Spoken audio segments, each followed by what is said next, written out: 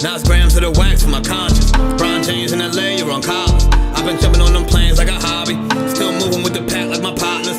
Hit the John on them jets cause we wildin'. But the bowl is a party on the island. Moment of silence. So good, get back to the topic. Grew up, it was me and Flocka. Grandma's and Big T, this my mama. I ain't even for the pain when my pops flipped. Knew his name, that's it, never bothered. Mom said, you the man, son, you got this. Ever since I found a way to go and pop shit. Hold up, blaze through a whole zip. Took a seat at the table of my first flip. Days in red roof with my first whip. Split the money with the gang, never post pics. Seen a change in the game, had to coach it. Never let them take my wangs in the mold, bitch. Ever made in a month, nigga. Used to serve him at the minute just to front, nigga. Goddamn. Had to grow up quick, I made my own rules. Had my first child, got it jumping with music. Can't really hang with nobody who losing. I thought by now that you would go and get it, but I could hardly see niggas as distant. Know you get cropped if you not in the picture. And I made that tag and went got a bag. Shots to the Henny and OG prescriptions, put rebel shit on the map. Took a leap from where I started at. Started ballin' now on Chris Paul and Cats. Got them steady calling for the mold, but I'm on a roll, gotta call him back. And that's all fact.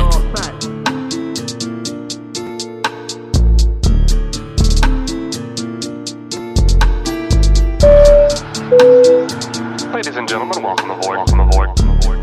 All carry-on items should now be stowed securely, either in an overhead bin or under the seat in front of you.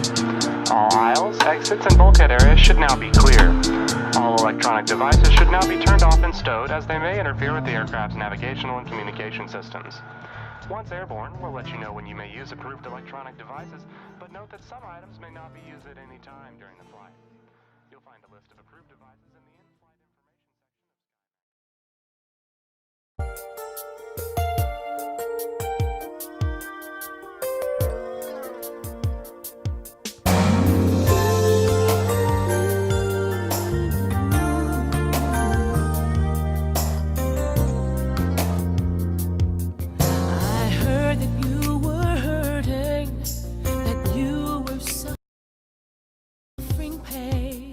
But I didn't dare just turn my head and look the other way. For when your heart is aching, my heart is aching too. Let me help you bear your burden. That's the least that I can do. I'll be standing in the gap for you. Just remember someone somewhere is praying for you, calling out your name, praying for your strength. I'll be standing in the gap for you.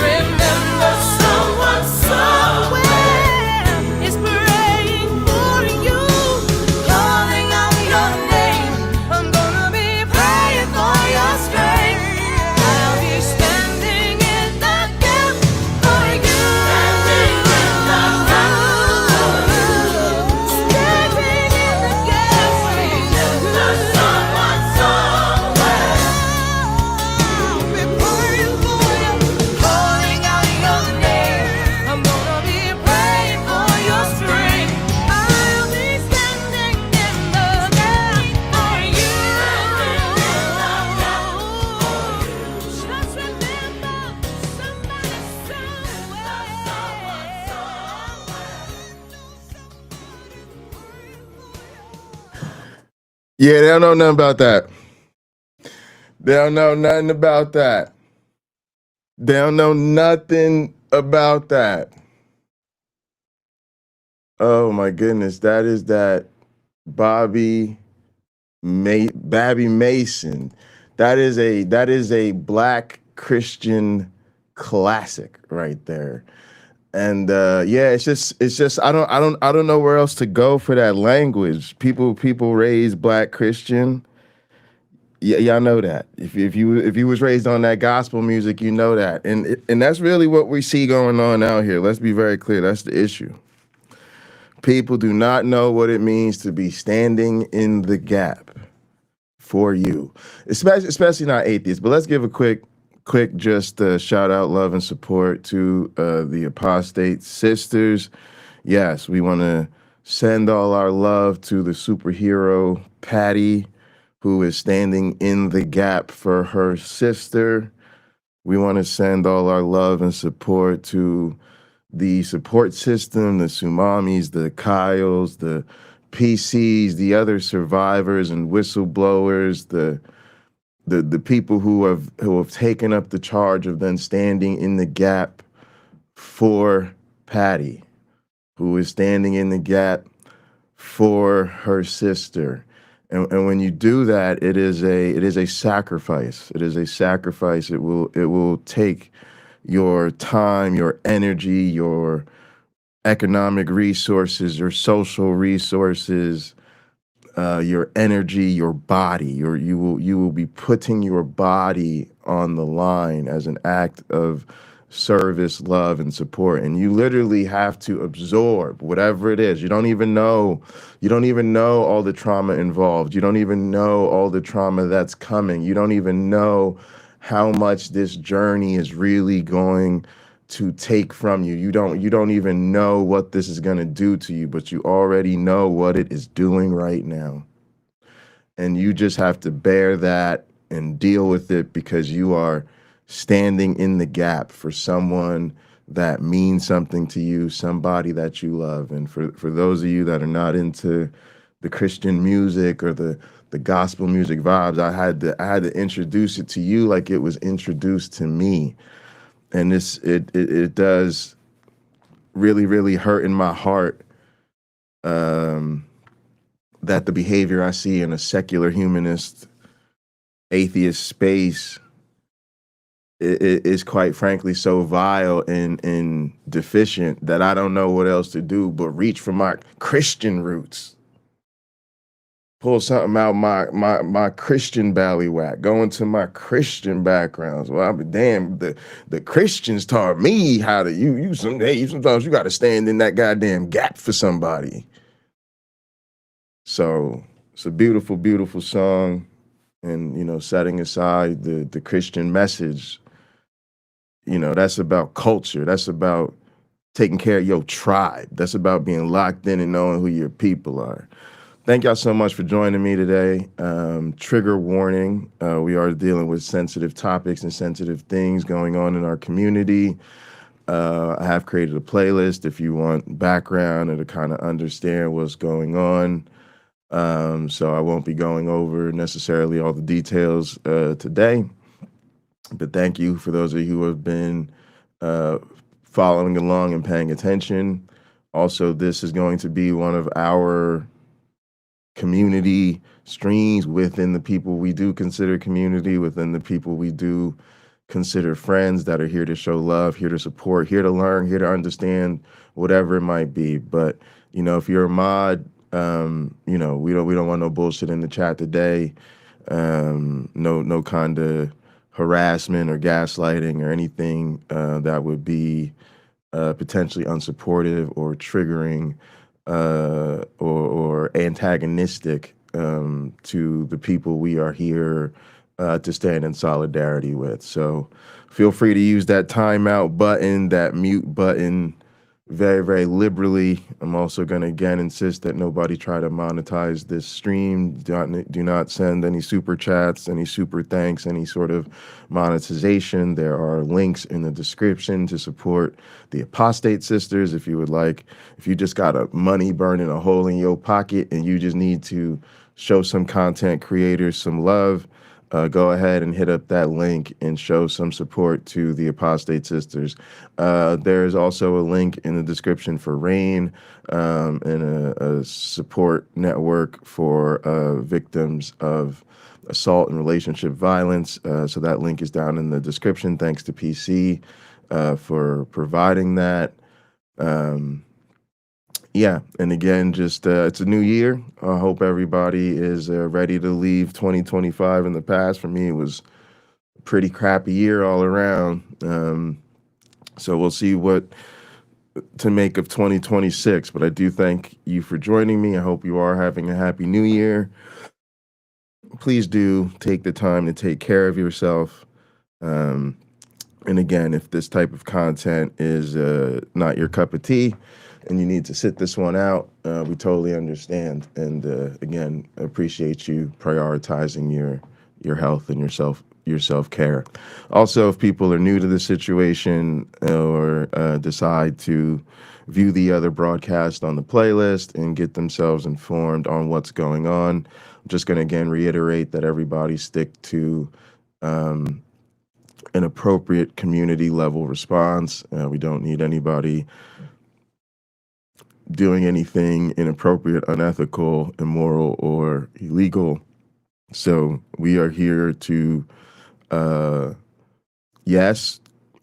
acknowledge where communities disappoint people and fail, but it's important that we address those concerns. That is an example of community success. And so, as Kyle likes to say, how we win matters. And so let's restrain our responses to that which is socially, legally, and morally and ethically appropriate. In other words, please behave like adults. All right.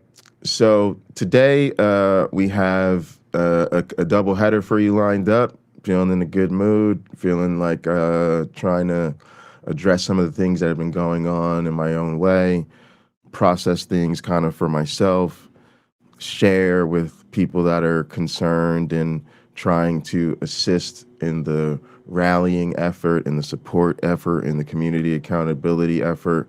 Kind of just let's be a little bit more productive.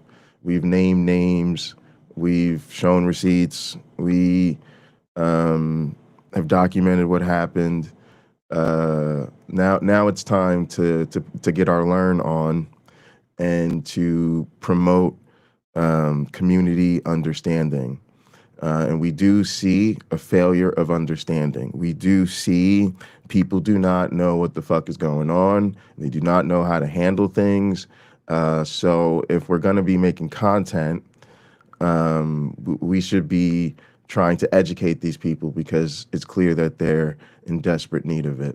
All right, so we're going to start off. We are doing a double header today. Today's the first episode. The current episode is really going to be about the bystander effect, and the later episode is going to be about the fate of flying monkeys. So I have a couple little clips here that are actually still related to the flying monkey concept, because I think people still think this is a slur that people use, or people are just trying to be mean. But people don't understand this is a very well-defined and serious psychological concept, and we want people to understand what's going on. And so I am going to play you guys a couple of clips about that, and then we'll jump into the bystander effect. But again, the later episode that we'll be doing in a couple hours is more featured on the flying monkeys. All right, so let's go ahead and share this clip. Hopefully you guys can see this. Just getting my little orientation here. There we go. And yeah, let's roll the tape. They may often do something called enlisting flying monkeys. Flying monkeys are the people who were close to both of you in the relationship, your family, your friends, and they'll start to try to turn all of them against you. Hey, just so you know, you think your sister's such a great gal, she did this, this, and this, and they'll tell them all these lies, and then now these people will start turning against the poor person who left the narcissist. They may often do something called All right, so you hear it there, right? The smear campaign. You think this a person you know, you think they have a good reputation, you think you should be supporting them. Well, did you know this detail about them? Did you hear what they're into? Did you hear about what happened after? Did you hear? Did you hear? Did you hear?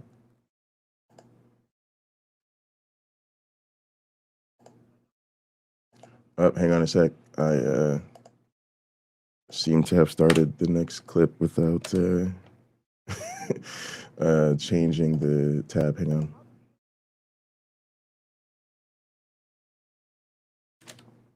How to handle a narcissist flying monkeys. Flying monkeys are people that are on the narcissist team and they commit abuse by proxy. The narcissist uses them to help spread their smear campaigns, or if someone has cut off the narcissist, they will use their flying monkeys to try to communicate with that person. The first order of business is to identify who the flying monkeys even are. And when you identify them, you have to treat that person as if you're talking to the narcissist, because everything you say to the flying monkeys, they are going to report back to the narcissist what you said. That being said, people that are still friendly with people who have abused you, they're not really people that are close to you, and at the bare minimum, you're going to have to be really careful with them. But maybe you want to go no contact, maybe you want to limit your contact, but like I said, at the minimum, you need to be careful. And family dynamics is where this is going to be the most complicated. Yeah, and that is definitely what is going on here. Now, let me add a couple of thoughts that were very interesting about what he said. So some of you know, here on this channel, we've actually really shifted really last year into talking a lot more about personalities, personality disorders, and narcissism in particular. And the reason for that, to be transparent with those of you who don't know, is because I was in a relationship with a narcissist. I did not know that I was in a relationship with a narcissist. And to be honest, I didn't really know a lot about narcissism. Sure, I had heard the term. I'm a wrestling fan. I remember the narcissist. I think Bobby Heenan, the commentator, just couldn't say narcissist. They called him the narcissist, Lex Luger. And of course, you hear the term thrown around a lot. And people kind of think they know what it means. But it was really my therapist, not my therapist, my psychiatrist, who I had really been, doing a lot of talk therapy with. And I tend to do that because then they can adjust my meds and have that whole thing if we need to. Anyway, I was explaining just some of the trials that I was going through in life in terms of personal situations, family dynamics, economic job insecurity, turmoil, like lots of different things. And my partner was really, really unsupportive and absent. Like there wasn't a lot of active conflict or fighting and stuff like that. Really just maybe a couple disagreements, but it was this pattern that felt like really neglectful and unsupported, and I was confused. I just was confused. It would have like made more sense to me if we were fighting a lot or something. Anyway, my psychiatrist said it sounds like you're dealing with narcissistic abuse, and he kind of laid it out for me, and I had to look into it and start learning. And it was like, I always describe it as like that feeling of when you. Maybe you have a list of 10 hallmarks of a thing and you describe like 3 of them to somebody and they name the thing. And then you go find out and you're like, oh my goodness, it's like they perfectly predicted every other item on this list. And I didn't even have to tell them about it. Like, it was like, oh my goodness, he like knew all these things that were probably going on, even though I didn't have to say it. So it was just it was a rude awakening. It was very hurtful, it's something you have to learn about. Like you immediately need to find other survivors, other people who understand this. You would immediately need to get like some kind of formal education on it, whether that's reading books, articles, research papers, or consuming content by people who have written such or experts. You need to get into therapy. You need to do some very serious motherfucking journaling, right? It is like a thing that you have to realize is so dangerous, not just in terms of getting away from this person, but in terms of what this person has done to you will affect you for the rest of your life, no matter what. But it'll be so much worse if you really don't learn about this and deal with it.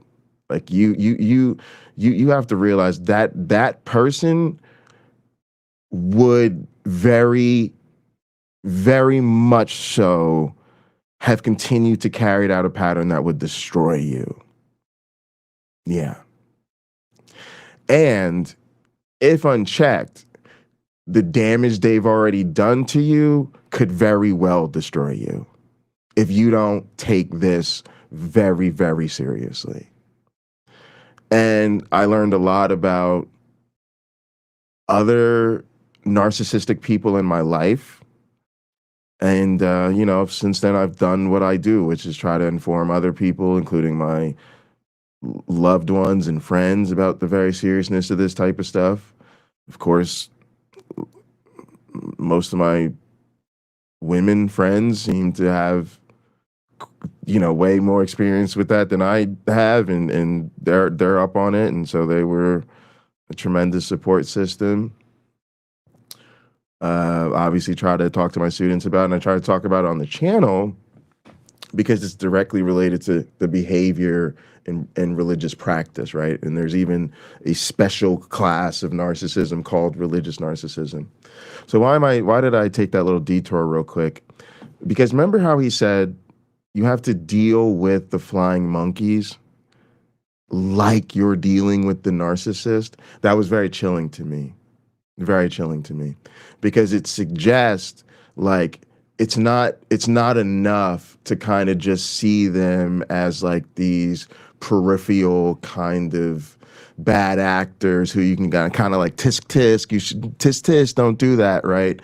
Like no, you have to treat them like they're the very same threat to your life and an ever-present danger, as long as they have access to you and your support system. And one of the things you really, really learn in dealing with narcissism, and then y'all could, do the same research and look into these things. Of course, y'all know our motto around here. You don't got to take my word for these things. I'm a scientist to be unscientific. You'll see that by and large, the overall recommendation is, yes, you absolutely have to get out of a relationship with a narcissist. And yes, you absolutely need to cut them off and go no contact. You could just like Google, like, should I leave a narcissist? It's gonna be like, yes, yeah, pretty, yep. If that's, now it might say, hey, there's a difference between somebody who just has some narcissistic traits, somebody who's got narcissistic tendencies, somebody who might be so narcissistic it's a defining feature of their personality, and somebody who's got full-blown narcissistic personality disorder. And of course, these type of things do apply to other types of personalities. Or you even start to really learn the difference between personality disorders and other types of neurospicy, other types of, mental health diagnoses and things. Like it's very different to say somebody has a mood disorder or panic attacks or different is on the autism spectrum or something like that, versus a personality, a disordered personality. I'm not trying to throw any particular group of people under the bus. I'm just trying to say you really do start to learn there's levels to the game and really serious differences that get overlooked when we just kind of jumble and throw mental health considerations into like one big basket or whatever. So that's really serious, and it does to me then suggest that you should really cut these people off and go no contact with them. But again, we'll be focusing a bit more on them later. Let's go ahead and really turn our attention to something that is related and something that I think flying monkeys really reinforce and really bring about, and that is this much larger bystander effect. It's sort of like, I think the bystander effect is a really powerful phenomenon that would be problematic and happening on its own. But once you also throw in there the actions of these flying monkeys, that actually provides even more momentum and cover for continued bystander effect. All right, let's go ahead and jump into this first piece. Place like this street in New York City. If you were unfortunate enough to be the victim of a crime or taken ill unexpectedly, you might think that surrounded by all these people, someone would intervene. After all, isn't there safety in numbers? Psychologists say no. Research suggests that often a victim is less likely to receive assistance when surrounded by a group rather than a single bystander. When people are in a crowd, it's easier to pass the buck. It's what psychologists call the diffusion of responsibility. Liverpool Street Station in London, a busy thoroughfare for commuters. Unknown to these passers-by, Peter is an actor. As part of an experiment on bystander apathy, he's pretending to be ill. Help! Help! How long before he gets help? Please, somebody. Help! Help me, sir. Please help me. Helping would be inconvenient or even risky. He lies there for more than 20 minutes and no one raises an eyebrow. Please, somebody help. More than 20 minutes. Unbelievable. Help me. It's always very distressing to watch situations like this where people are obviously suffering and no one's actually helping them. But what we have here is two conflicting rules. One is the rule that we ought to help, and the other is the rule that we ought to do what everybody else is doing. And here you have effectively a group of strangers who are exerting the pressure not to intervene, not to help. And it's very difficult to rebel. Right, and think about this, right? This is a situation where literally people are just walking by. They're just walking by. But them just walking by is enough social pressure. And that's all it takes. Also, think about the numbers, right? It's like most people are just walking by. So that very quickly becomes the norm. Plus, that's what everybody does. Hey, I'm walking to work, I'm going to the post office, whatever I'm doing. I'm doing me, I'm minding my business. There's this one person over here screaming in agony. So it's so easy to just not identify with that one person over here screaming in agony. Right? Especially when it's so uncomfortable to, again, not understand what would it mean to stand in the gap for this person. Might I have to immediately offer some kind of life-saving support? Am I even capable of doing that? Would I do something that'll make it worse? We don't talk about that enough. I think a lot of people experience what we call analysis paralysis. I don't have all the information, so I can't do anything. I don't have perfect information, so I can't act. I don't know the perfect response, so I won't do anything. It's a very human thing to do, but it's also incredibly dangerous.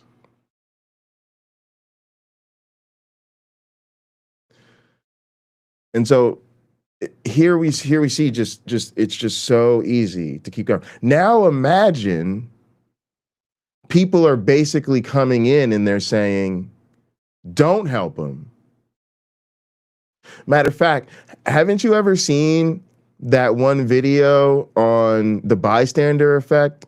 I bet this is just like a social experiment or something they're doing for TV. They're acting. They're acting. Or I heard they're a skateboarder.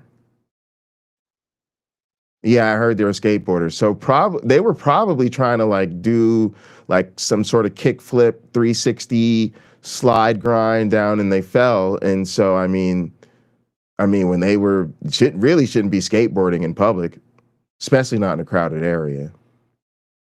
But if you're skateboarding in public in a crowded area, voluntarily putting your life at risk, and you fall and crack your skull, come on. Is it really my responsibility to be late to work? Because you woke up and decided to do something risky today?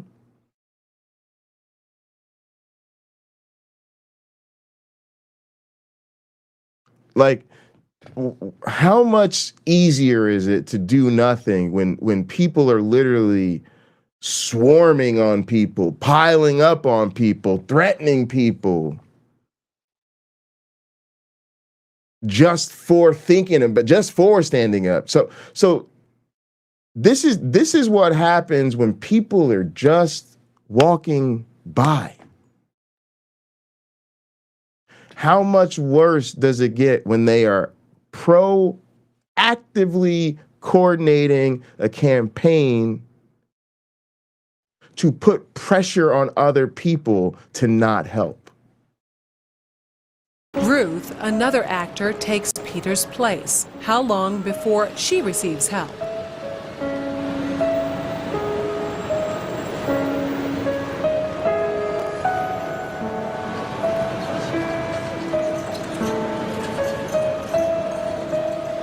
Four minutes later, and 34 people have passed without stopping.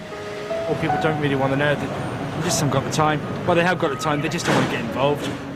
Unwittingly, these strangers have silently formed a temporary group with a rule: don't get involved. They're afraid to stand out from the crowd and won't take action if no one else does. Don't get involved. Stay out of it. I don't want to be involved.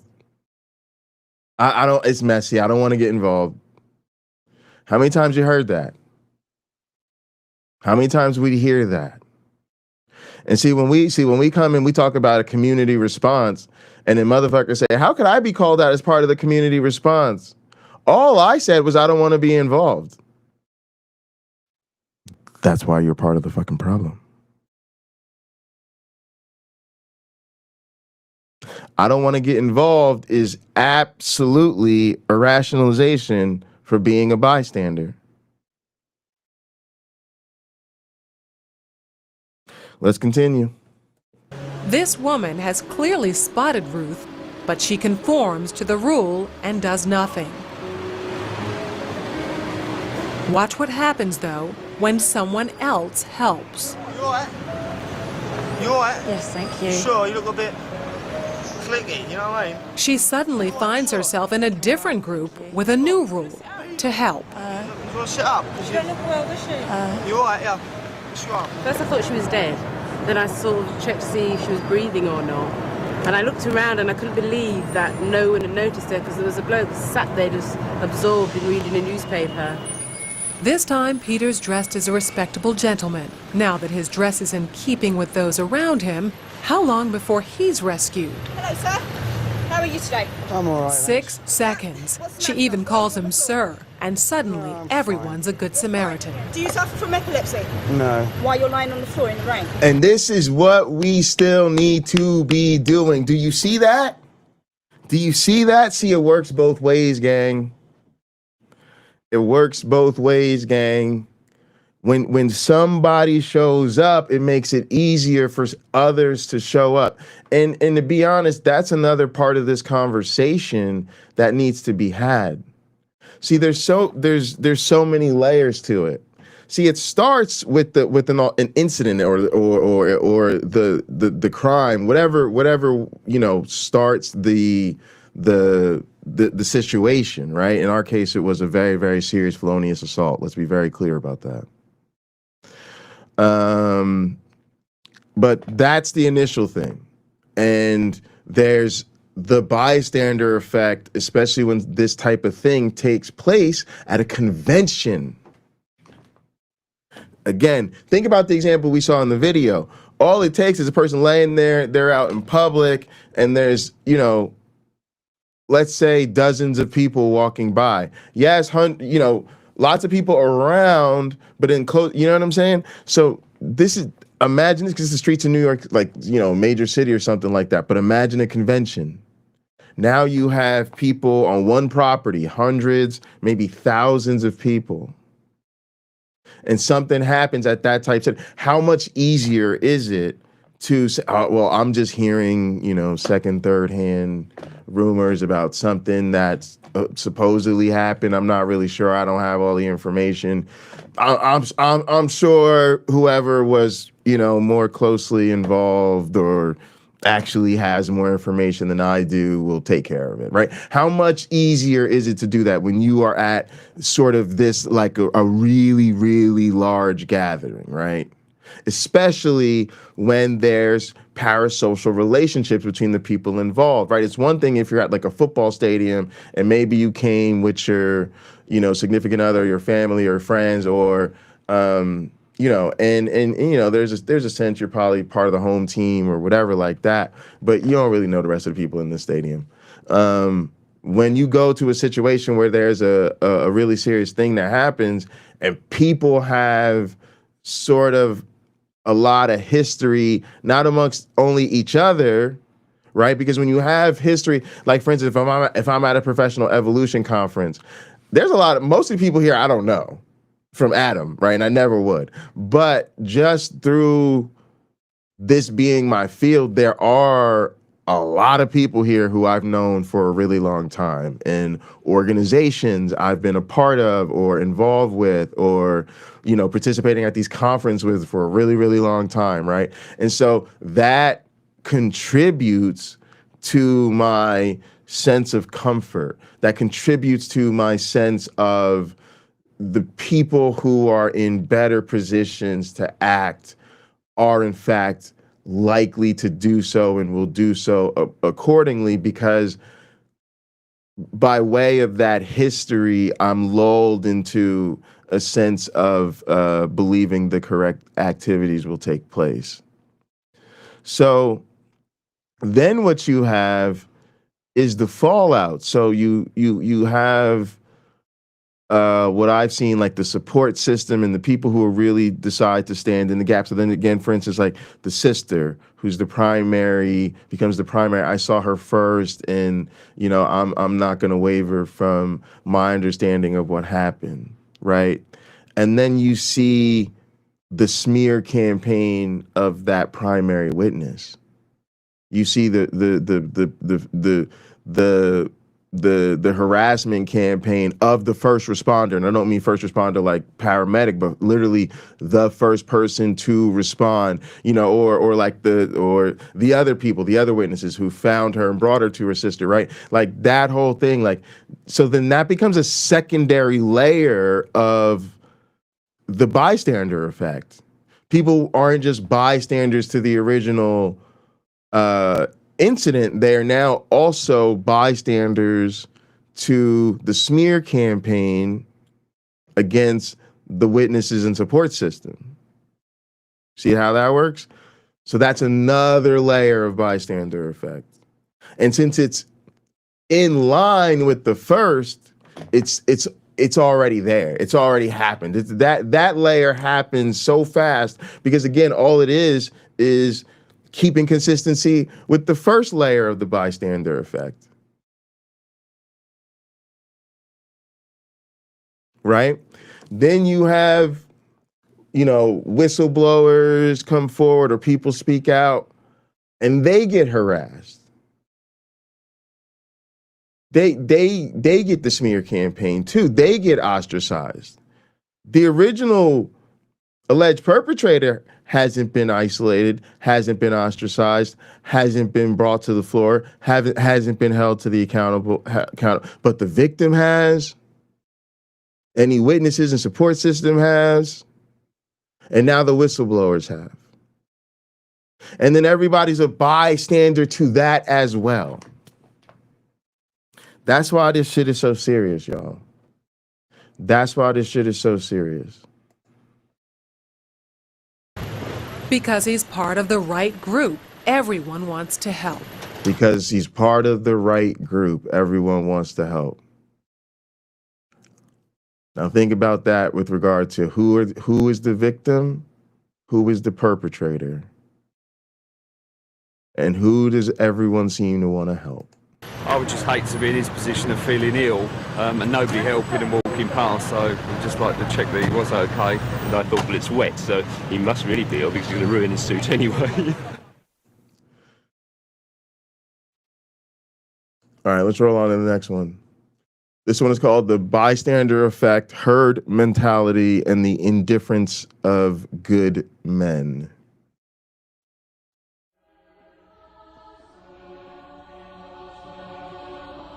And I am reminded on this holy day of the sad story of Kitty Genovese.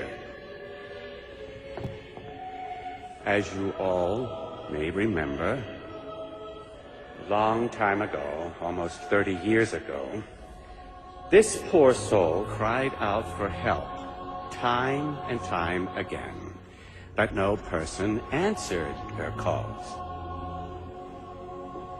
Though many saw, no one so much as called the police. They all just watched as Kitty was being stabbed to death in broad daylight. They watched as her assailant walked away. Now, we must all fear evil men.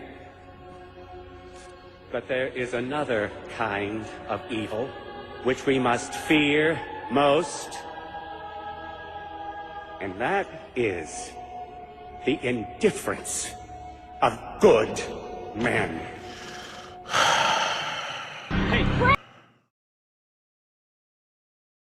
Dr. Dan, I just appreciate you. Let me just say that real quick. Thank you.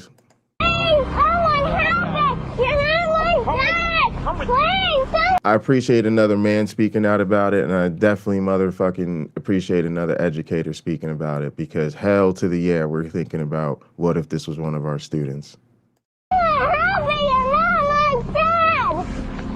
Still no response.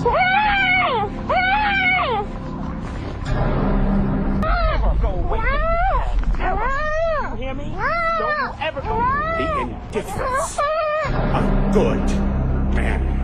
You think that someone else will take the blame, someone else will take the responsibility?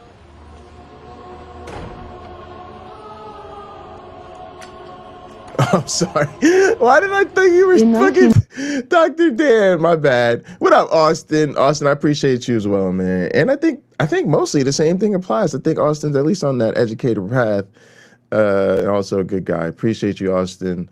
And Austin, you were also with us in Kentucky, and I know you were trying to hold it down in that Facebook thread too. So I know it was rough. I know they were like piling on and everything, but I noticed your comments in there, and yeah, I really appreciate you, man. And I know you were with us in Kentucky, and maybe even got to meet Nancy as part of that. So thank you, appreciate you, and everybody else that's been supportive, especially all the women coming through. It's really important that we all rally around her. What up, Steph? I see you. Appreciate you. Of course, Sue and Kyle and Faith. Appreciate y'all. 64, Kitty Genovese. And Dr. Dan I hear came through the stream yesterday and was supportive. So still wanted to send him a shout out for that. People noticed and were very appreciative. Was brutally stabbed to death in Queens, New York. The attack lasted over 30 minutes. Her assailant twice left the scene and returned to continue the assault. 38 witnesses watched from their apartment windows, neither coming to her aid nor calling the police as she cried for help. Yeah, Sumami, I think that's one of the things that, I've been trying to say, and I don't think people care to hear. First off, the type of tone policing that goes on in this community is just absurd. Now, you have to understand, first off, it is a demographic thing. Most of the people out here are white.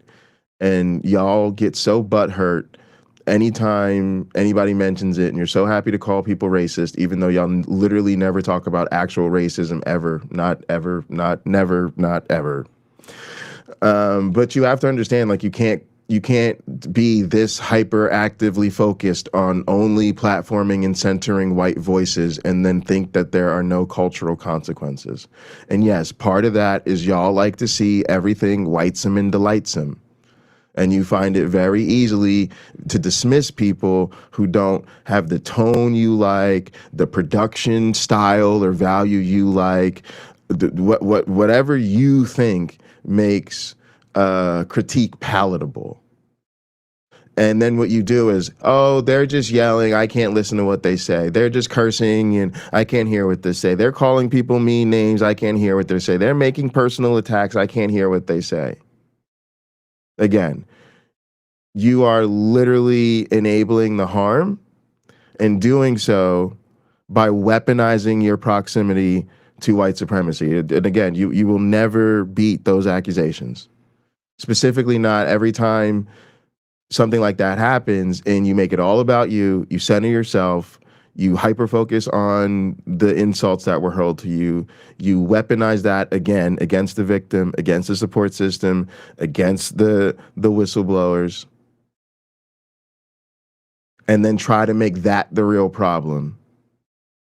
If you don't, and then do the smear campaign, do the active isolation, do the doxing, do the threats, make them unsafe, dehumanize them. Nobody says anything when Sumami's doxed.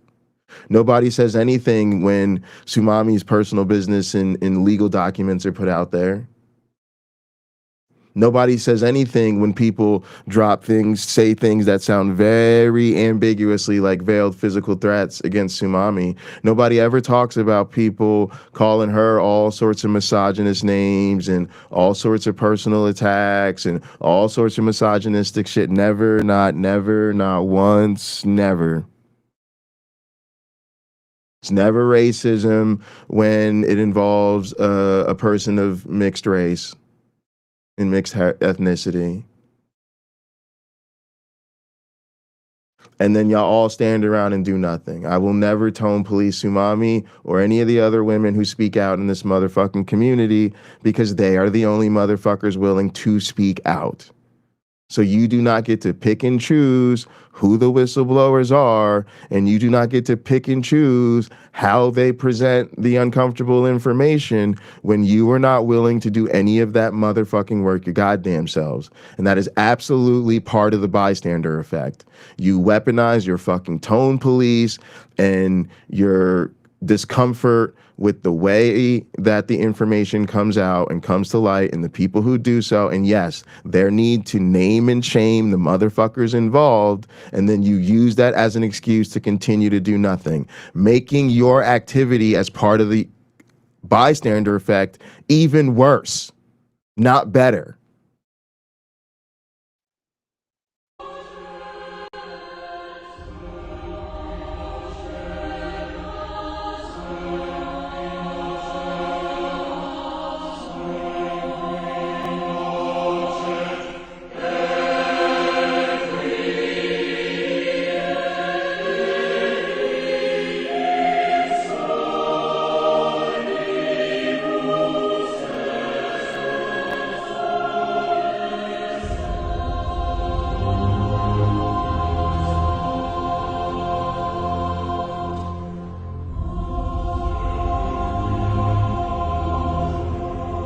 Police say he was a good Samaritan. 31-year-old Hugo tailed Also, for the fucking concern of another human being's goddamn safety, whoever is running around talking about Sumami threatening people's lives and threatening to shoot people, you are a motherfucking liar. That shit is not even on her account. It is not even a fucking sock account that she's even fucking heard of. But people are like, oh, this sounds like Sumami. And then again, y'all have no fucking concern or regard for the fact that that type of thing obviously invites other people to do harm to that person or continue to harass, dox them, and make them unsafe. But again, if it's somebody y'all think is okay, if it's, again, not somebody who's whitesome and delightsome, y'all are perfectly fine allowing this behavior to take place, which is why when you try to raise it up in other situations, we're just not even listening to y'all. Stabbed as he tried to protect a woman from a mugger. This surveillance tape shows him bleeding to death on the sidewalk as 25 people passed him by. In that hour and 20 minutes... Kyle said movie night, we're watching Boondock Saints. Be there, be square, motherfuckers. Hell to the yeah. Hell to the yeah. I guess Kyle's in a wreck shit kind of mood today. I'm feeling that. Man takes a cell phone picture. Another actually lifts his body, sees the blood, and walks away. By the time paramedics got there, it was too late.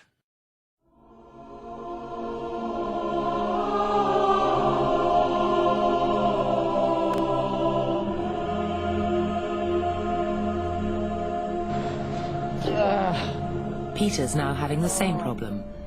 This time, we've swapped his suit for casual clothes. All right, they do show some of the same footage in this video, but it's still good. Let's go. And we've asked him to act like he's in pain. Help!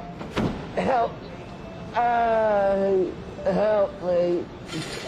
Please, somebody! Help me!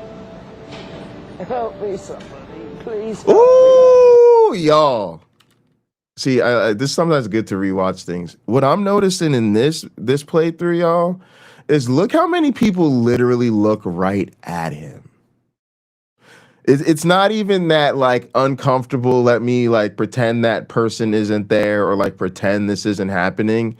And that shows you a lot. They take a moment to like acknowledge him, fully turn, look down right at him, sometimes even hearing him cry out, and then just turn. Oh, that is chilling. Help!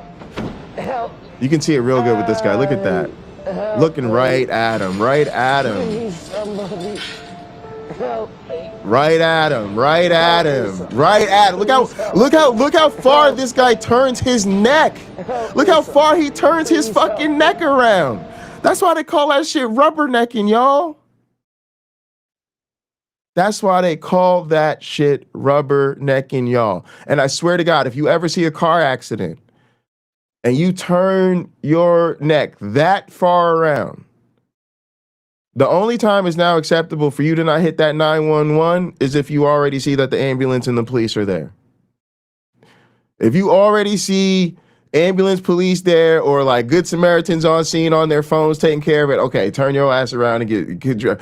But this man woke up with a crick in his neck the next morning. How hard he rubbernecked right there. Help me, somebody. Please help me. Damn. Help me. Help me. Help me. Please, somebody help me. All right. Okay, y'all. Okay. I appreciate this. Let's deal with this right now. So the question of today was, have you ever been think of a time you were a bystander to something awful. Why didn't you intervene or speak out? Yes, I'm always down to watch Reservoir Dogs. All right, but let's get this answer in here.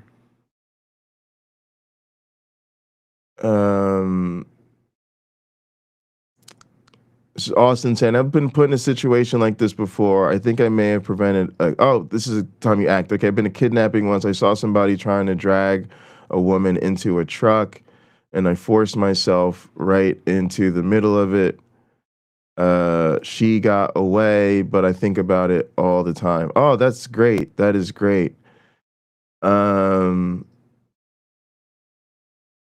Sumami's talking about larger cities, densely populated neighborhoods, complexes, and yes, large internet groups where people are jockeying for position on goofy networking channels. Yep, that makes it harder and makes it even more likely. I think, yeah, he said it was probably not very smart. I could have gotten hurt really badly, but I didn't even think about it. I think that's the only way is like you can't really think about it. You just got to go with it. It's sort of like the way people keep talking about bad guy. Sorry, the thing to stop a bad guy with a gun is a good guy with a gun. But the reality is, most of the time when someone who's not law enforcement stops the shooter, it's an unarmed person. Right, so it's an unarmed person who just didn't even make that calculation, just said not today, and did whatever they had to do to take them down and disarm them. Whereas, whatever the good guys with the guns are doing, they're making different calculations, sitting around being cowards. Which is another myth that would really help us get another myth that needs to be busted that would help us get more meaningful gun control. So for me, I'm going to talk about the situation that came up for me. And again, if you're watching this later, please go ahead and answer the question of the day down in the comment section. For me, what it was that I think of is when I was, hang on, let me put the question of the day up while I talk about this. When I was in high school, I knew that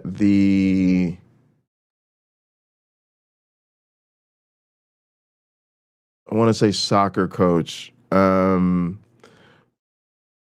athletic director. There were two guys. It was one of them. I won't say his name, but I knew he was we knew he was having inappropriate relations with girls in the school. And there was also a priest that we knew about. He didn't last long. I think he was one of those priests that they had probably relocated from somewhere else because he probably did the same thing. And then once word was getting out about him at our school, he didn't last very long. But I remember being really outraged at one point about what was going on with this, I'll just say, staff member. And he was also a problem for me personally. Like, he was very, I don't know, he like went on a coordinated effort, like, to like try to ruin my reputation with like parents and people. It was very he was like black. He wasn't black. He was like Trinidadian or something, but I think he didn't like me because I was black or something. It was real fucked up. Anyway, basically I was told by my friends, particularly my female friends at the time, that I shouldn't report him because of the damage it would do to the community, because of how embarrassing it would be for the school, how traumatizing it would be for the girls involved. Of course, their consent was used, like, oh, it's, they did this voluntarily, they wanted this, they knew what they were doing, all of those things. And yeah, I just caved under that pressure. Was a teenager. I also remember going back, our dean of students, who I will name, Mr. Gormley, who's a great figure in our lives. When he died, I went back to my high school area to play drums at his service. And I remember seeing him, the staff member I'm talking about, and going up to him and just kind of like leaning in and saying, like, I don't ever want to hear your name again. And I look back at that as well. I was in college by that time as an undergrad, as sort of like the other weak shit men do, where you get this like feeling like you're trying to address something and you're holding somebody accountable because you've said something to them privately about it, not even self-aware that you approaching them privately about it and addressing it with them privately is actually exactly what they want, right? Because that's no real accountability. And there's like another person they can check off their boxes, like this person knows, but isn't gonna say or do anything I actually have to be concerned about. They're just they're just gonna like come up to me and like say some shit to me and like fuck off. You know, so that's what came to my mind when I thought about when I've been a bystander and why I was a bystander. Honestly, just I didn't know better. I didn't know better. I hadn't, you know, I should have known better. Should have known better as a high schooler. Damn sure should have known better by the time I was in college. And at least should have made the motherfucking call. Worst case scenario, they go up in there and say, we didn't, you know, whatever, there's some bullshit. But yeah, I wonder if I could pinpoint when I got the moral clarity. But yeah, that's my own story. Sometimes I think it's good to have a question of the day that kind of challenges us, but also kind of humanizes what we're talking about. And you know, there's no need, or at least in my case, to pretend like it's something I've never been a part of, I've never been guilty of. And I think working through how or why maybe helps us understand a little bit better ourselves. So yeah, appreciate anybody that wants to answer the question of the day in the live chat. And if you're watching later, and again, I try to think of a question of the day for the streams. That way you don't have to think about what to put in the comment section. You can just go down there and answer the question of the day. Appreciate y'all. All right, let's get back into this. Please, somebody help me. Surveillance cameras at a city-run psychiatric hospital emergency room in Brooklyn capture a woman falling from a chair, writhing on the floor, and dying. Hospital staff and other patients watch and do nothing for more than an hour. One guard doesn't even leave his chair, rolling it around the corner to stare at the body. The New York Civil Liberties Union sued the facility. Okay, something just came up in chat. Elevator gate. And it's something I just think hasn't really been discussed in this, but I think it's something that maybe we should address here on this channel. And that is that these atheist conventions and conferences have a history of this type of thing. I can think of at least 3 or 4 incidents just right off the bat. So again, people acting like, oh, you know, if this was really real or really something serious, I'd really do something. Or if, you know, something like this happens again, we're gonna put all this stuff in place and be ready. This already is a next time. And given that this is maybe the most violent that anybody can think of in all of this, this also says when you don't address it and take it seriously and get motherfucking real about it the first time, things escalate, shit gets worse, people end up in even more fucking danger. Please, let's not forget people euphemize this shit even to call it a sexual assault because she could have died.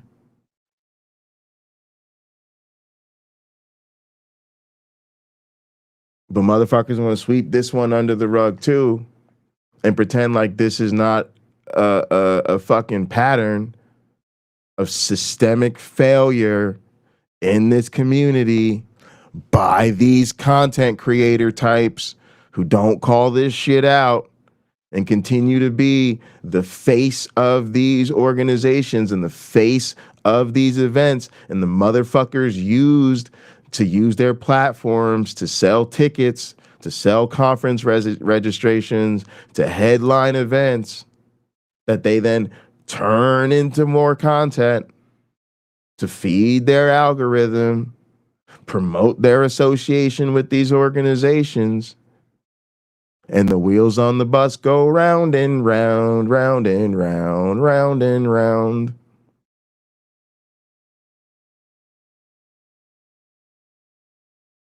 So stop acting like this is a one-time thing. It's motherfucking disgusting. Kings County Hospital Center last year over the way it treats psychiatric patients. It's a chamber of filth, decay, indifference, and danger, and seeks an end to the culture of abuse and neglect. The city's medical examiner has yet to determine why the woman, 49-year-old Esmond Green, died on June 20th. She had been waiting in the emergency room for nearly 24 hours. The reason why this woman died the way she did is because there is a culture of indifference. The indifference of good men. I got onto the tube and sat opposite a guy who threatened me. He'd obviously been sleeping rough and had problems, but he was quite verbally abusive. Yeah, I was with a group of mates one day. We've seen two fellas arguing.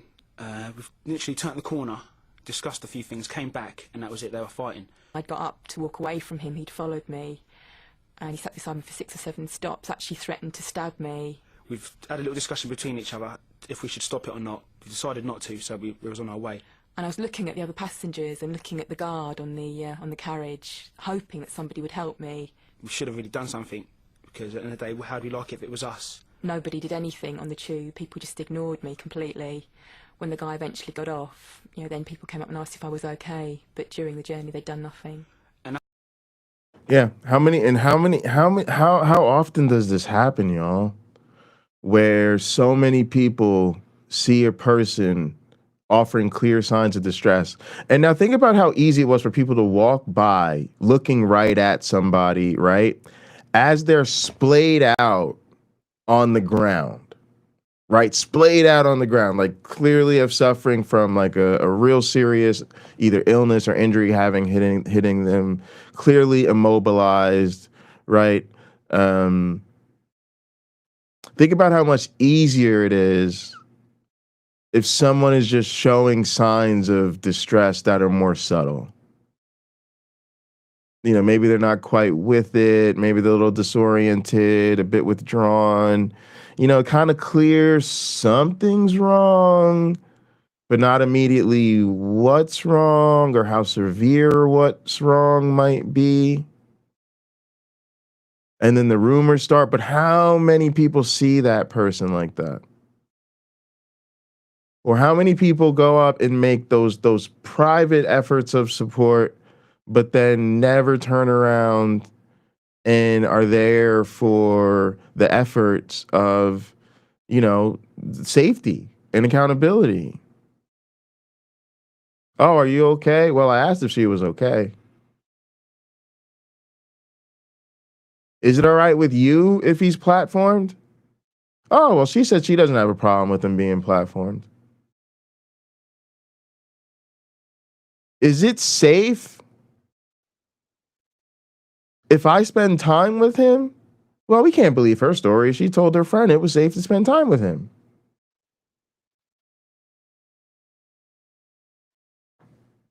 That's how you get sucked in, gang. That's when the guilt tripped in. We really did realise that it was wrong what we did. How'd you do it? How'd you feel when someone's beating 10 times out of someone? I mean, it could have been me, you, anyone, but deep down we bottled it. Yeah. And you know what? This is what community accountability really looks like. I want to play that again. Done nothing. And that's when the guilt tripped in. We really did realise that it was wrong what we did. How'd you do it? How'd you feel when someone's beating 10 times out of someone? I mean, it could have been me, you, anyone, but deep down we bottled it. That's it. And think about how also crazy it is that you turn to influential people in organizations that put themselves in leadership positions and they can't do that.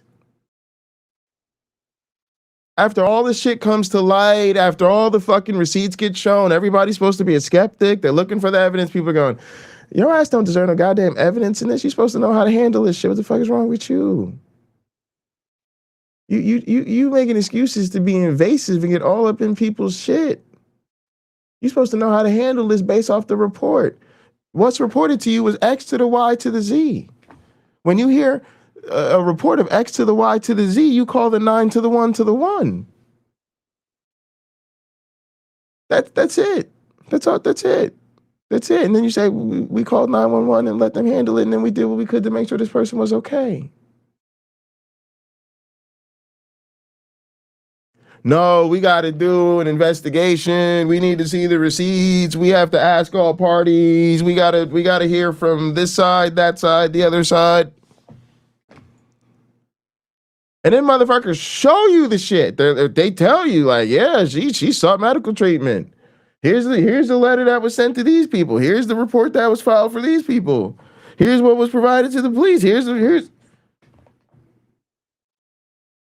I don't know what to do. You do what that dude did. Yeah, we flubbed this one up.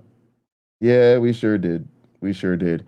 And then to be honest, say, yeah, we heard some conflicting narratives. We were listening probably to the wrong people. We failed to act in accordance with probably what was the correct ethical and legal obligation. And yeah, we flubbed it on up. Yeah. And somebody did get hurt. Somebody did get hurt, and it could have been way worse. Yep. We flubbed it up. We sure did. We sure did. Everybody out here saying they're such a skeptic. They would always love to be shown they're wrong. Until they're shown they're wrong.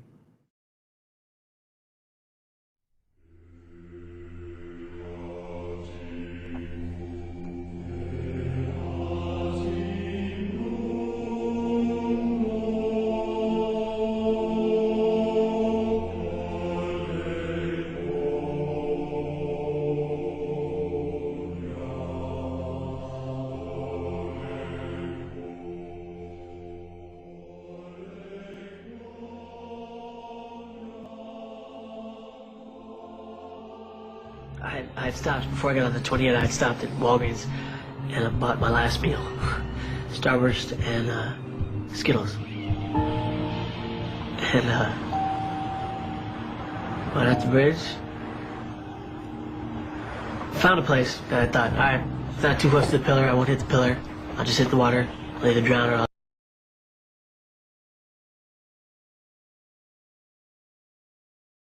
I used to have to stand up to a grown man who was abusing my mom regularly. Kerry Dotson was his name. He broke my nose multiple times, my ribs, collarbone, but I gave it back equally.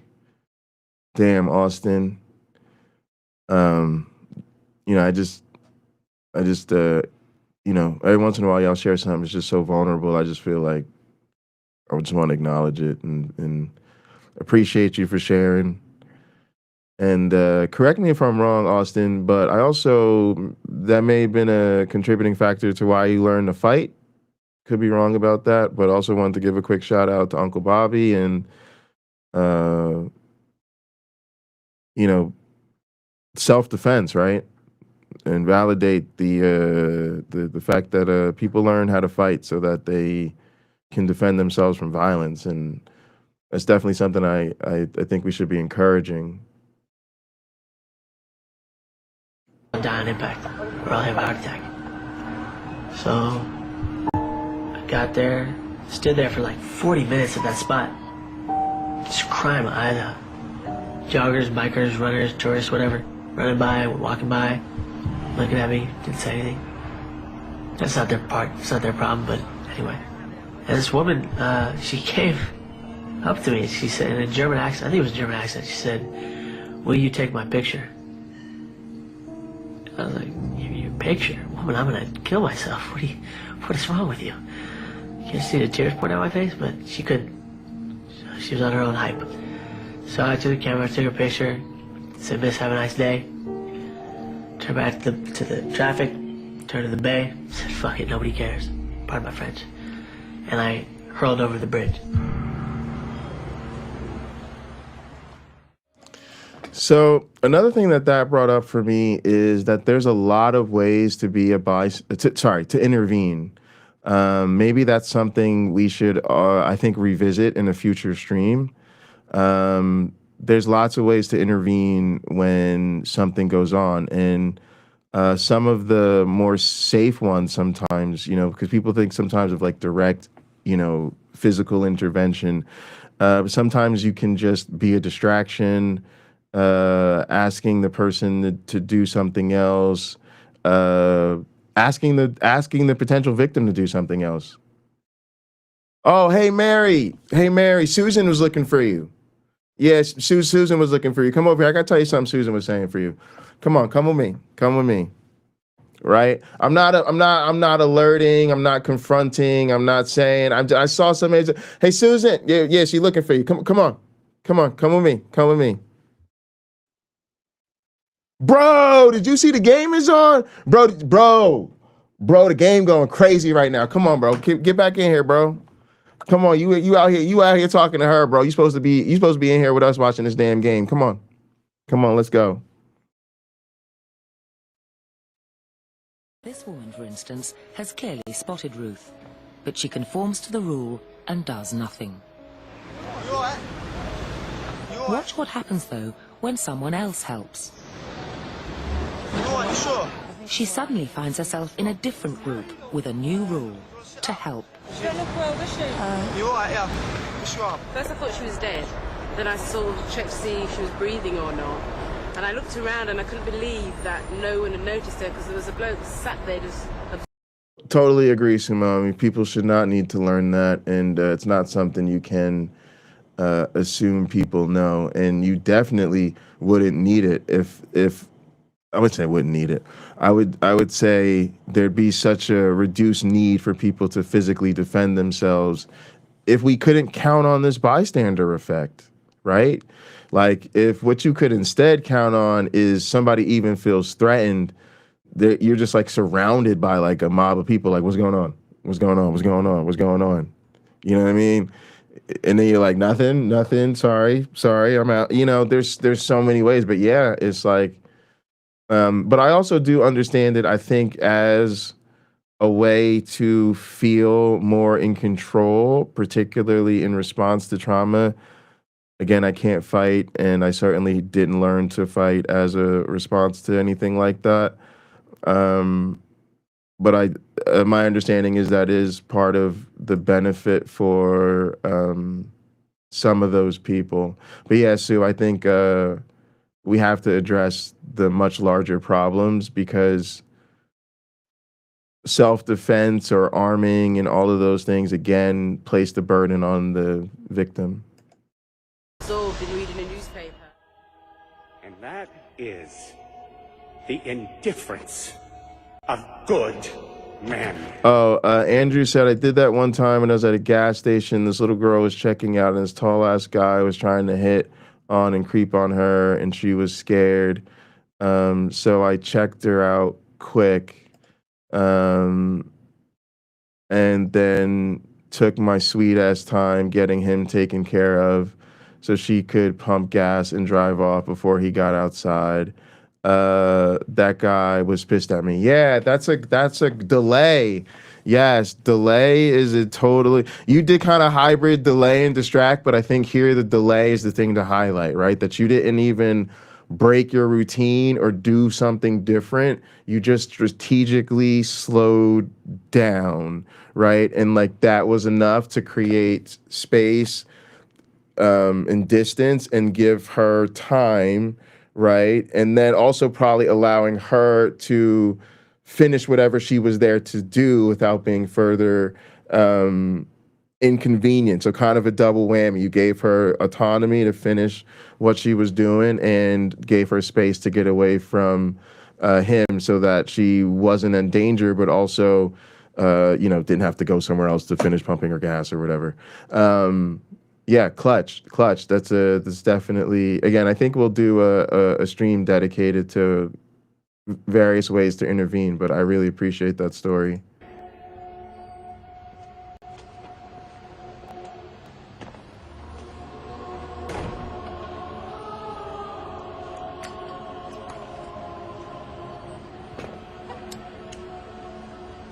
You will start a new group with a new rule. I do believe them in saying you've finally got the point. Aye? Hey, look who it is.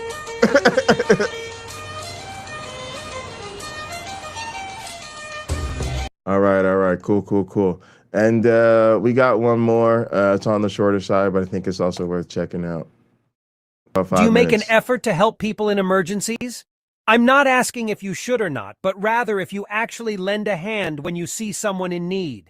If you do, then you probably do it even when there's nobody else around. And if you're the kind of person who helps even when there's a crowd, then you're probably one of the few people who take responsibility for their actions. Psychology suggests that most people are less likely to help others when surrounded by a large group of people. This concept is known as the bystander effect. In 1964, an American woman named Kitty Genovese was returning home late from work. She was viciously attacked and sexually assaulted by a man with a knife while walking home to her apartment complex from a nearby parking lot. As reported in the New York Times 2 weeks later, for over half an hour, 38 respectable, law-abiding people heard or saw the man attack her 3 separate times. The voices and lights from the bystanders in nearby apartments interrupted the killer and frightened him off twice, but each time he returned and stabbed her again. None of the 38 witnesses... Think about that. Oh, shit. Motherfucking building lights up like a Christmas tree. There's a stabbing going on. Perpetrator darts off. Thinks about it for a second. Ain't nobody actually come outside and do anything. I don't hear no sirens or nothing like that. Well, let's get back to, that's insane. ...is called the police during the attack, and only one bystander look at this. The killer and frightened him off twice. But each time he returned and stabbed her again. So, lights up, he runs off. Comes back. Lights up again, he runs off. Damn, they still ain't doing nothing. Comes back for a third time. Insane. None of the 38 witnesses called the police during the attack, and only one bystander contacted authorities after Kitty Genovese died. This incident led to widespread questions about why so many people failed to act when faced with such a horrifying situation. Media reports initially suggested that witnesses didn't want to get involved. However, social psychologists have offered a more scientific explanation for the bystander effect. They suggest that it is rooted in... Jake said, my whole family stood by while my parents abused my sister and I. They knew things were fucked up. Also, I'm wondering if anybody wants to talk about being a bystander. I feel like this is one of them Uncle Bobby things. It's like everybody, knows a survivor of sexual assault, but they don't know the person doing the sexual assault. I think, I'm just curious if any of you have bystander stories you're willing to share. In a concept known as the diffusion of responsibility. Maybe I'll just have always been more moral people than me. This form of attribution explains that in a large group, individuals feel less personally responsible for taking action, as the responsibility is diffused among everyone present.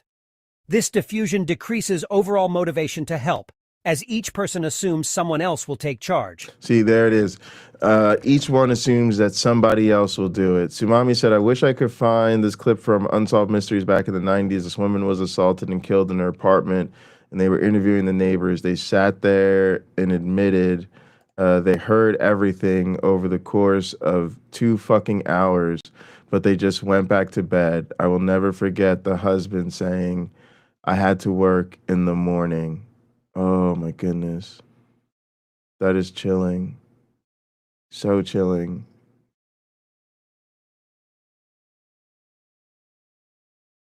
Wow. Jake said I can't be a bystander. I can't. Yeah, that's the only acceptable social response, right? Yeah, for sure. To further understand the bystander effect, social psychologists Bib Latane and John M. Darley conducted multiple studies.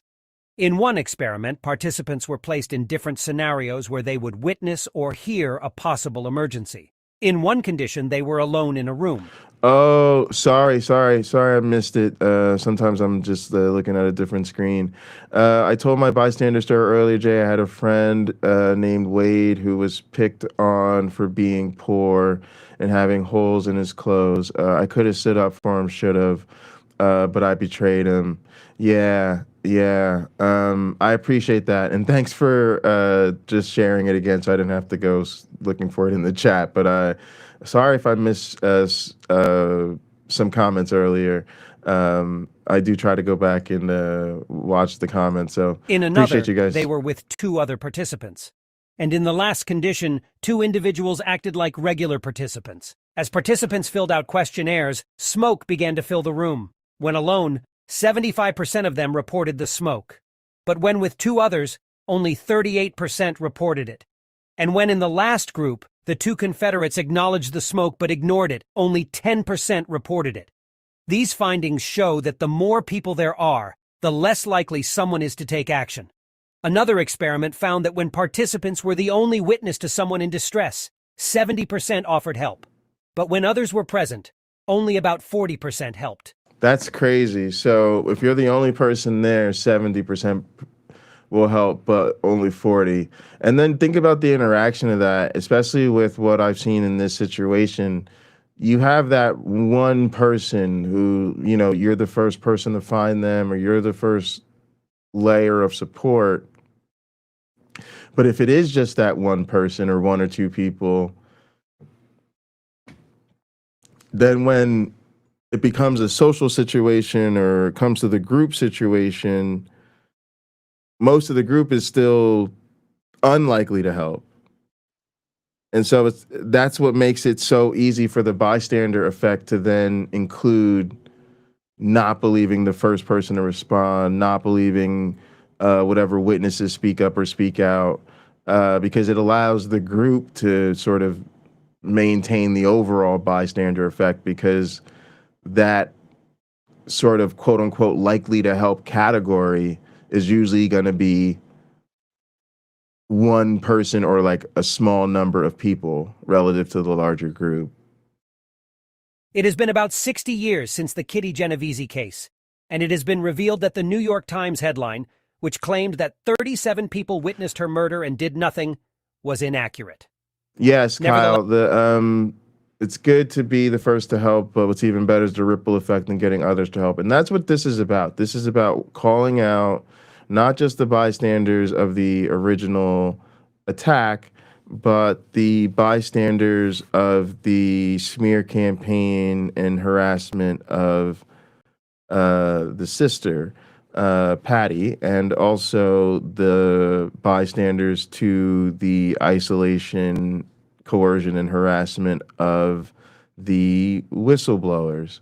And we are still trying to rally people within this community to stop standing by and watching all of this happen, and, rally more support to these people while also cutting off the problematic organizations and content creators and, going no contact with the flying monkeys.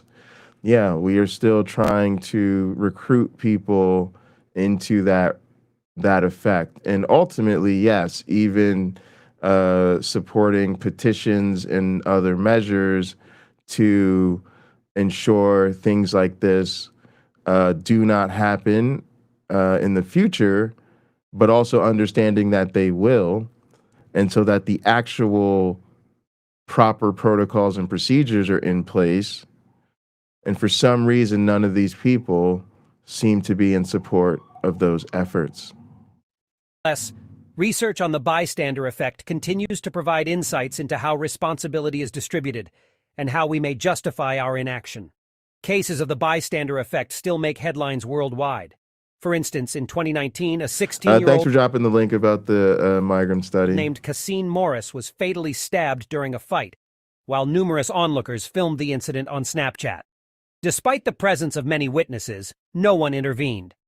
Factors such as brain development, cultural norms, diffusion of responsibility may contribute to people's hesitance to act in emergencies. The bystander effect is influenced by several factors.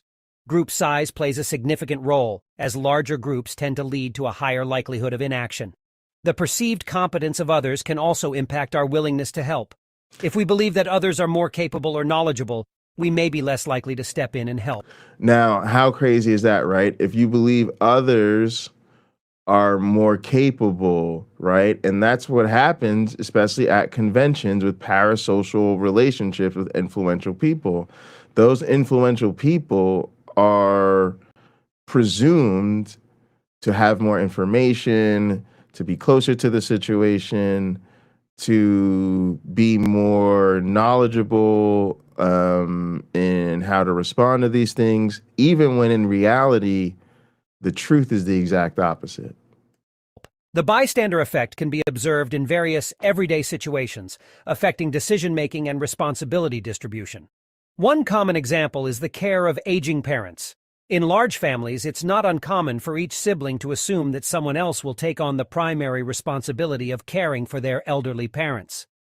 This diffusion of responsibility can lead to delays or inadequate support for the parents' needs, as everyone waits for someone else to take the lead.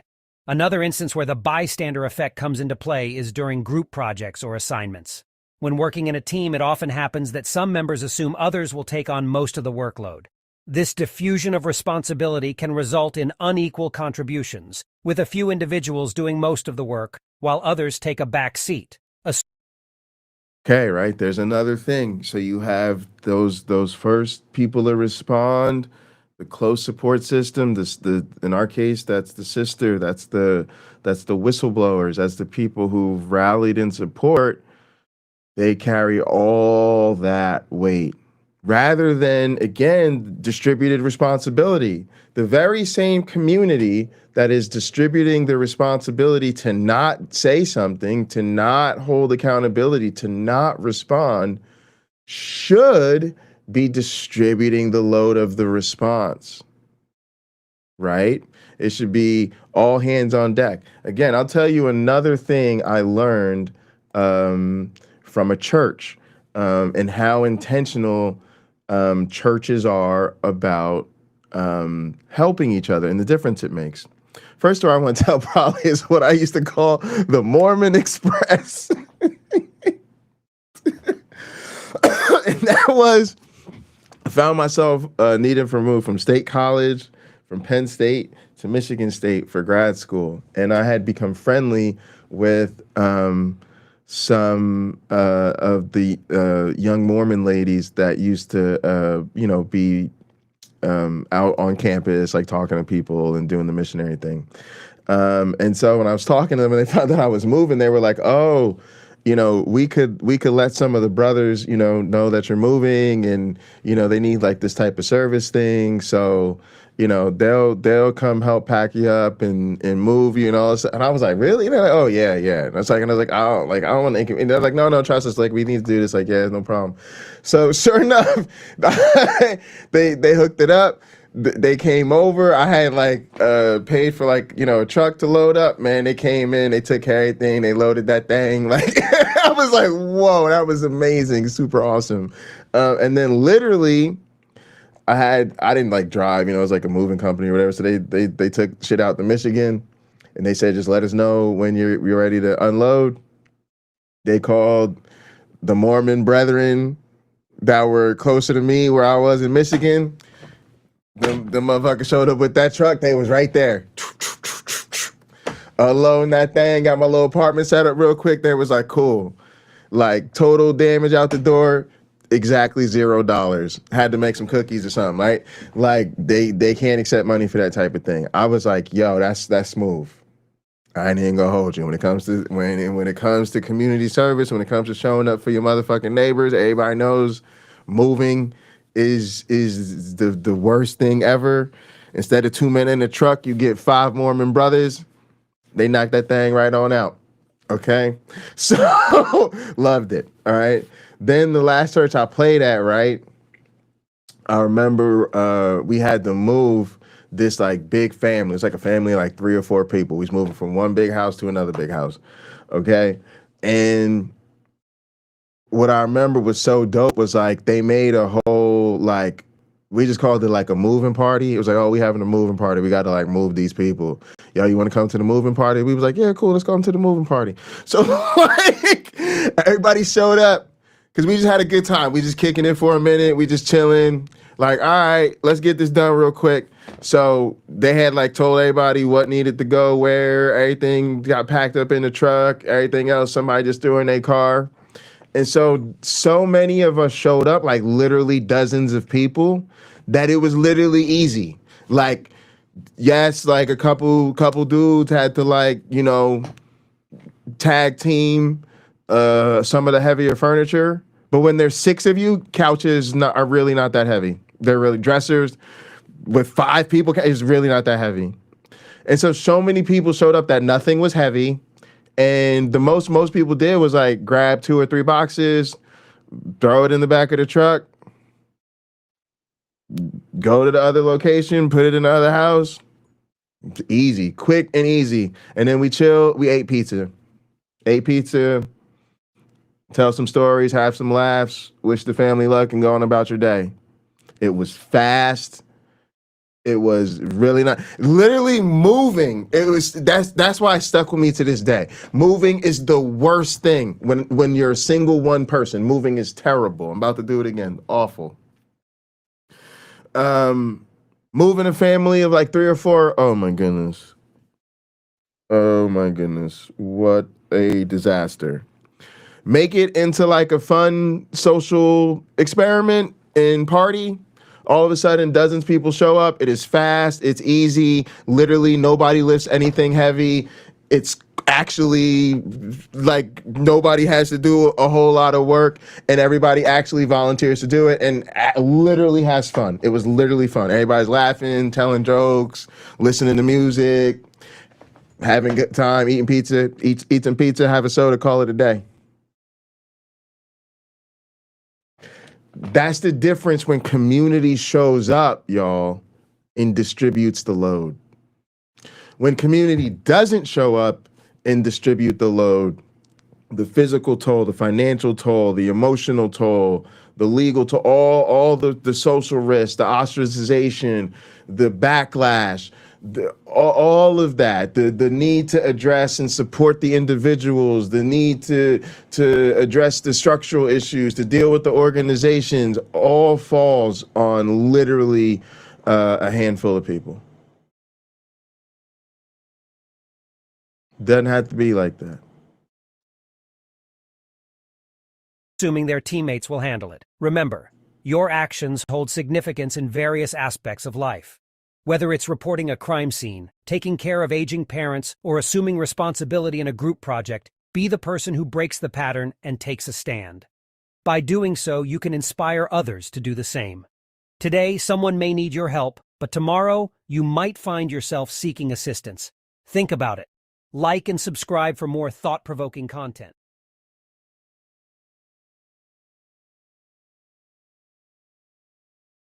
I'm trying to look at this content real quick right here. All right, stand up to racism, misogyny, and refuse for anyone to use language or actions that support that. To be the need I see in the world. Appreciate it, Kyle. No worries. You're a mod. You got them kind of privileges around here. All right. That's gonna do it for this, y'all. I hope that was enlightening for some and offered, a way for us to just kind of think about this problem and how it applies to this situation. And again, I see the bystander effect apply to the initial attack. I see the bystander effect apply to the support or lack thereof, rather, for her sister. And I see the bystander effect of the whistleblowers and the support system, who also happen to be survivors themselves. And then the chilling effect that has had on the rest of the community, the rest of the content creators, And so we need to now address that. We need to fix that. And again, people will say whatever they want to say, drama, clicks and likes. I don't really give a shit, quite frankly. The purpose of doing this is to recruit that support. It is to show, hopefully in a productive and constructive fashion, here are some of the underlying issues going on. And again, we are asking people to support the people who are carrying that burden of the community response. And yeah, we gonna play this out with this banger. Thanks for showing up. I'm gonna take a quick break and we'll be right back with part number 2 of our doubleheader. Thank you.